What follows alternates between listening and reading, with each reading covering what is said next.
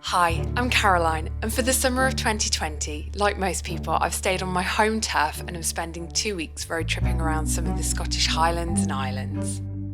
So far, I've hiked in Glencoe and up Ben Nevis. I've explored the Isle of Skye from its beautiful landscapes to epic hiking trails. I've done some more hiking in the Assynt, as well as exploring beaches and going in search of wildlife. A few days ago, I took the ferry across the Minch to the Outer Hebrides and have spent a jam-packed day exploring the Isle of Harris and a morning hiking along the coastal cliffs in the very north of the island. Today, I'll be headed back out on the Minch, but instead of being on the ferry, I'll be on a much smaller boat going in search of the sea life that calls these waters home, or at least home for the summer months.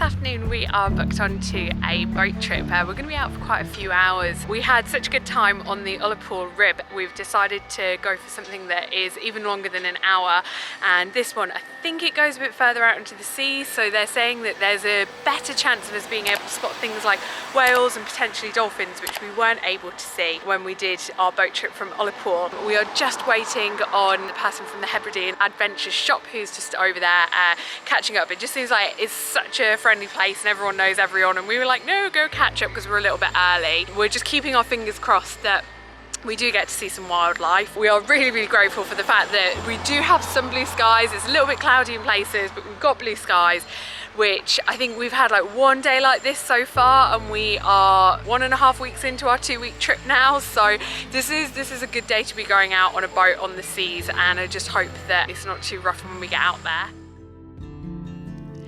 Despite getting stuck behind the Calmac ferry headed for the mainland, we quickly got off to a good start, spotting a harbour seal within minutes of setting sail. We also got a lovely view of both the castle and the pretty buildings that line the harbour and town. As time went by, we had seabirds fly overhead, I guess seeing if we were a fish trawler with something easy to catch, and we also saw a rescue helicopter out on a practice mission. After a little while longer, there was a moment of excitement after we spotted a porpoise, but these fellas are pretty fast and it was long gone by the time I was able to grab my camera. After a while longer, we spotted in the distance some common or short-nosed dolphins, but these guys were fast, almost as though they were trying not to be spotted.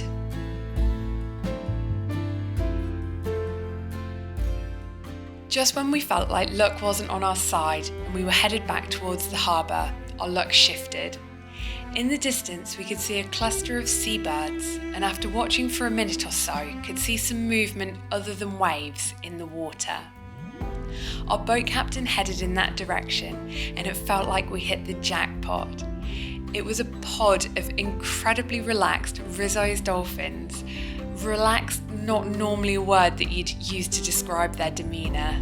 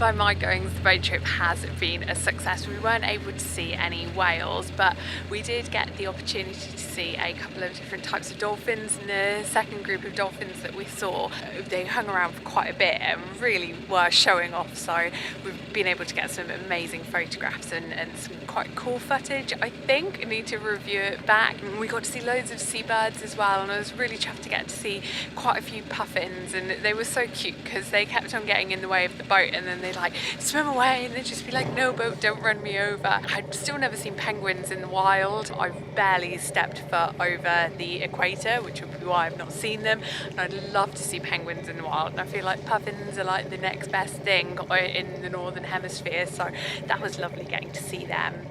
The dolphins, certainly the second set that we saw, were amazing to look at because they had lots of like marks and scratches across like their face and body, and what our guide on the boat was explaining to us is that their diet consists a lot of squid and octopus, and these creatures will fight back. The suckers that the octopus and the squid have basically like stuck to their faces. That's what's caused all of the scarring, and on some of them you can actually make out the circular suction parts like from the octopus. It was really cool that they were that close to the boat, or they were coming that close to the boat, that we were able to pick up on those sorts of things. So it has been a really successful boat trip, despite the fact that we've not seen any whales. It's still been a really, really lovely afternoon, and I'm also chuffed that the sun stayed out. It has been really blissful, just sat out on deck with the sun sort of warming us up. Obviously COVID-19, it means that, you know, there's not serving any food or drink on board, but we knew that ahead of time. We brought along a flask of coffee, and it's been a wonderful way to spend an afternoon.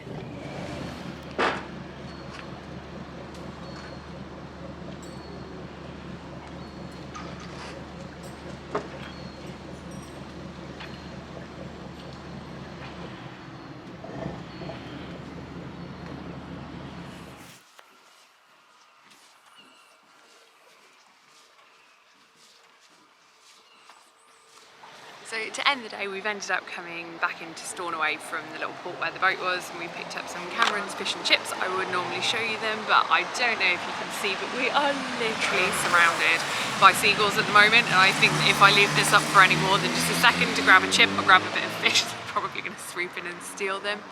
But it's really nice. This is the first opportunity that we've had to have an alfresco evening meal, albeit in the town square on a picnic bench. Fish and chips are so much cheaper than in London. I guess it's just because it's been brought straight out of the water over there. It's tasty, but as I say, I'm not going to show you them because I don't trust these guys behind me.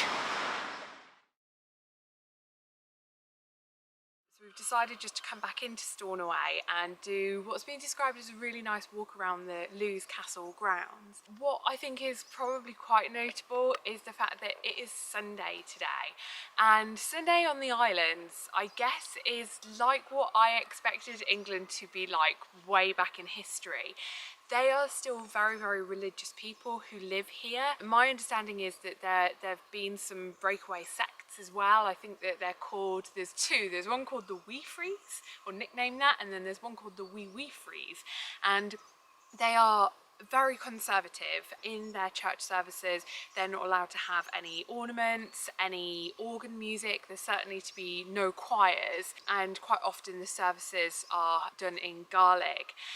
And it just means that people take the Sunday, they take the Sabbath, and they respect that. All that they do on a Sunday is go to religious services, they pray and they read the Bible. And because of that, it just means that a lot of things are completely shut down.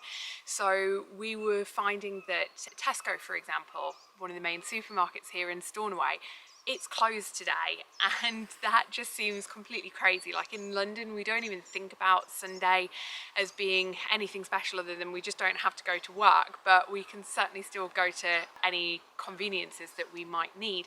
A few years ago, I think it was like in the early 2000s, British Airways and Loganair announced that they were going to be opening flight routes from Edinburgh and Inverness, flying into Stornoway Airport, and the locals, particularly those who were very religious, were all up in arms about it, and they said that it was going to be the start of a very slippery slope. And perhaps it could be argued that actually that has been the case, because then as the years went on, the Calmac ferry services have started operating, and I think there's also a petrol station in town that also is open that does a really great trade, because obviously they've got no other competition.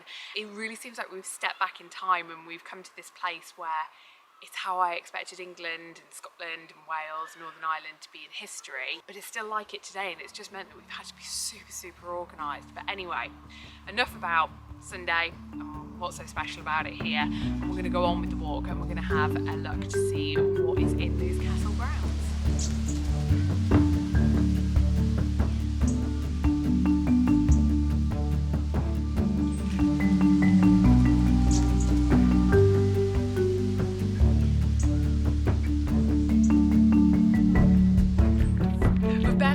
The surface of the walk, and we've got to a really beautiful place looking over the harbour and back onto Stornoway with the castle off to one side. So I stopped to get some photographs, and then I could hear what would best be described as squawking up in the trees, and I honestly thought it sounded like a goose, but when we looked up we realised that there were quite a few herons in trees. It was wading birds. I've often seen them standing wading in ponds and lakes and what have you, but never up in trees. And then they flew off, and they're huge with like the long dangly legs like coming off of them. I wasn't expecting to see any wildlife on this particular walk, given how in town it is.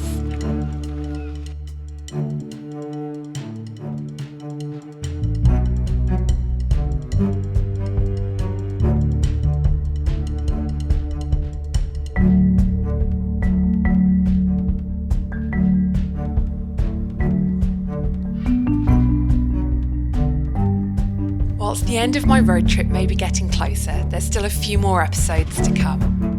Despite just about everything being closed due to COVID, I'll do my best to explore and learn about the island's history. Make the most out of a rare, warm and sunny day by exploring the beaches of Uig, and take a tour of an awesome tiny distillery where I'll try whiskey for the first time. If you've not done so already, be sure to hit the subscribe button so you can join me in my Outer Hebrides adventures.